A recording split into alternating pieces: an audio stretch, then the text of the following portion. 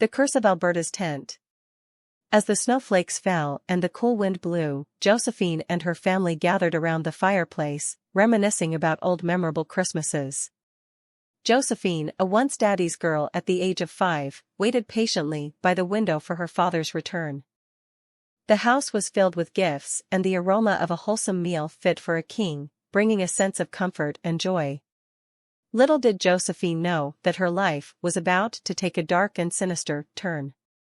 In the midst of her large and loving family, Josephine felt safe and protected. Except for the strange absence of her grandmother and Uncle Leroy. Her mother spoke of her grandma as a gardener, but rumors suggested she was something more, a root worker with mystical abilities. And as for her Uncle Leroy, he was known as a spirit-possessed man, addicted to the spirits of alcohol.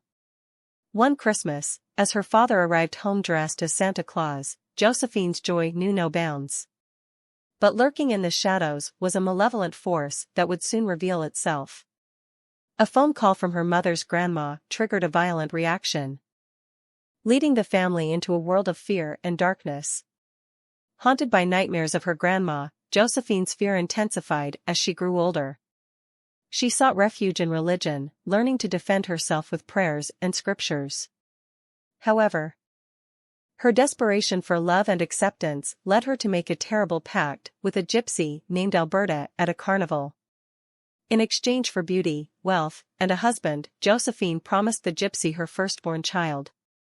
The years passed, and Josephine found happiness in her newfound beauty, wealth, and a loving husband.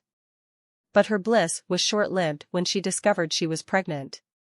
The malevolent spirit of Alberta returned to claim the promised child, and Josephine's world crumbled around her. No amount of prayer seemed to deter the vengeful spirit.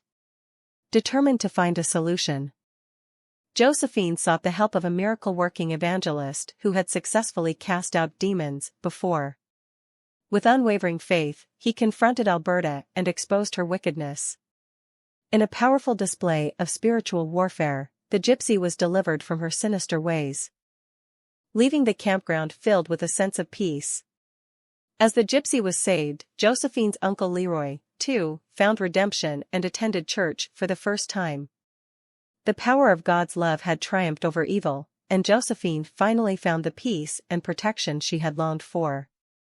In the end, Josephine learned that true wisdom lies in the fear of the Lord, and His love casts out all fear.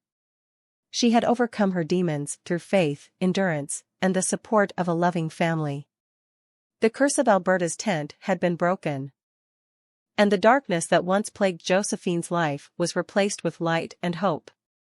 And so, Josephine's tale reminds us that even in the darkest of times, there is a glimmer of hope and a chance for redemption. The power of faith and love can conquer even the most sinister forces. And the demons that haunt our lives can be cast away by the light of God's grace.